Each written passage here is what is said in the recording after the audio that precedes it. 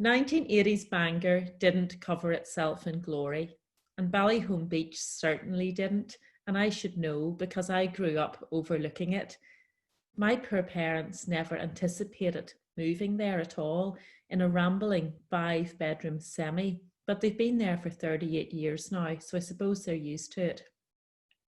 They wanted to move to a house on the upper Donaghadee Road, which had a sunny south-facing kitchen, but it fell through, and what with their own house already sold, they were in a right fix, what with 2 children and a pair of grandparents to boot. In a sort of demented frenzy, they grabbed whatever was left on the market, and in the summer of 1983, we moved in. The previous owner of the house on the Esplanade had moved sharpish as well, because God had told him that he was needed elsewhere.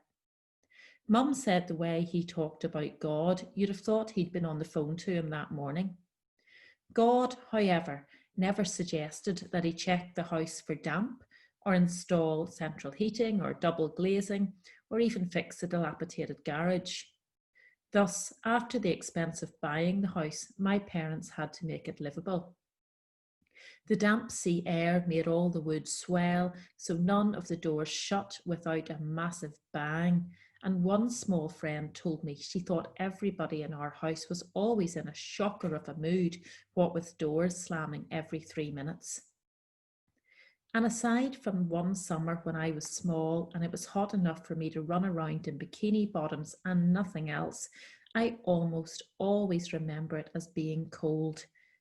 And this seemed to really, really irritate my mother. Having spent 2 years in Papua New Guinea, where the sea was like a warm bath, and she and her friends ran around wearing M&S nighties as dresses because the Papuans wouldn't have known any different. She found Belfast Lough to be a terrible disappointment. It's a waste of a sea, she would say mournfully. And I have to add here that my mum is actually from Coleraine, so this shouldn't have been a surprise. One summer, when it rained for a solid month, the sun finally emerged and everyone descended upon the beach. Please, can we go? Please, we begged. We must have been quite little because we weren't allowed to cross the road ourselves and go down the steps. With much sighing and giving off, beach accoutrements were assembled and down we traipsed. The tide was coming in and there wasn't much space, and we got ourselves settled, and my mother looked beside her and there was a steaming pile of dog poo. There was one on the other side as well. People in Bangor never used to clean up after their dogs. Back up the steps we went after at least 10 minutes of sitting on the beach. You wouldn't want to be swimming in that sea anyway, said another disillusioned mum. The sewer flows straight into it. And as I recall back then, that was indeed the case. When we weren't enduring rubbish trips to the sea, we had rubbish trips to the park. Ballyholme Park was and still is home to the schism for 2 weeks in July, and parents, whether religiously inclined or not, rejoiced in offloading their children for free for a couple of hours in the morning, the afternoon, and in the evening. It sounds too good to be true, doesn't it? And that's because it is, unless your child's idea of entertainment involves game after game of rounders and What's the Time, Mr. Wolf, led by very over-enthusiastic young people. I didn't much care for these sort of activities, but I thought story time sounded quite nice, and I settled myself, cross-legged and eager, in front of a man with a flipboard. He showed a lovely picture of blue skies and sunshine and fields, quite the bucolic countryside scene, one could say. This is heaven, he explained, and then he flipped the chart to a bleak and scary picture of dark clouds and lightning and rain. I don't recall if there was a devil with a forked stick, but I wouldn't have been surprised. And this was hell, he went on. So we'd all better be good Christian children because we don't want to end up there when we die, do we? There were some rousing hymns to follow and more games of duck, duck, goose. I remember thinking, what is wrong with me? Because I couldn't skip blithely on after hearing that story. I had taken it very much to heart, and all the giddy kids and overzealous leaders seemed to me to be the very worst sort of people. and to be stuck with them forever and ever seemed hellish in itself. I think I was 7 at the time. I don't want to go back tomorrow, I told my mum when she came to collect me. And taking one look at the hordes of noisy children, she muttered, I don't blame you. As I got older, I would look out at all the sailors and yacht club night and feel jealous that we weren't a sailing family too. Rather than being on the outside, I was on the inside looking out and feeling as if I really didn't fit in here in Ballyholme. But after giving sailing a go and being clattered on the head by a boom, I decided I really wasn't missing much, and it was actually nicer just drinking a cup of tea on the window seat with a lovely view. I'm aware that all of this paints my formative years in the most ghastly light, but there were some lovely moments too.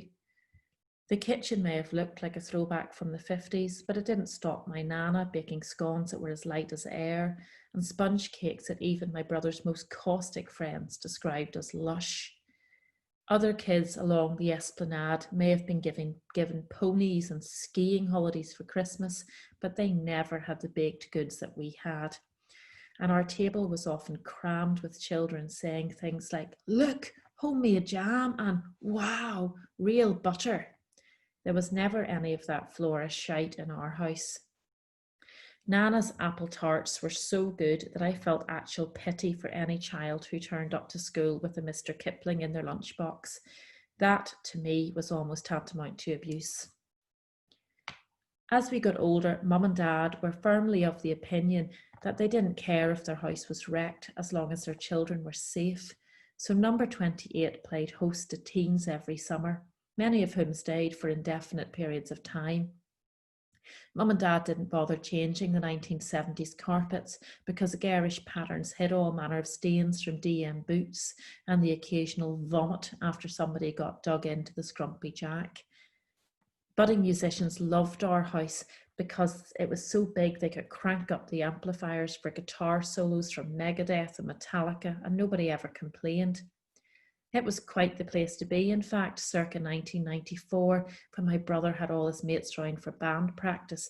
And if you didn't mind me trying to save your soul, because by that time I'd given in and become an evangelical myself, it was probably quite a lot of fun. The house has since been redecorated, which is a shame really, as my children can wreck a joint in 5 minutes flat, and I lament that every time I go home, which sadly has been quite a while now. Could you not have just left it a little bit shit, I say to my folks, but really, I don't begrudge them a thing. I grew up in an Enid Blyton sort of a world, in a warm cocoon away from the troubles, in a ramshackle house. Now when we drive up from the Ballyholme Road and see the little yellow field of Ballymccormick Point catch the light, my heart always gives a little skip. It's good that they kept the family home, and one more thing for which I am grateful. Thank you so much, Helen. It's a pleasure. Fantastic that they're still living there. Oh, they're still there. Yeah, my mum complains about it every time I pick up or ring up. It's cold. Like they actually make their breakfast in the kitchen and then they take it upstairs in a tea tray and then they stay upstairs most of the morning. Like some people actually think no one lives in the house and that they're actually dead. Hope to God they're not listening. I have to, anybody who, Helen features in our podcast, so check her out. Also, she has her own blog. So if you'd like more insights into Helen's life and the long-suffering husband and the children, just look up Sarwee blog. Well, we're calling it Sarwee blog at the minute, just so I don't get turfed off Twitter. But yeah, you know what it's really called. Yes, indeed. Well, we don't, we're family friendly up to a point as well. So thank you so much,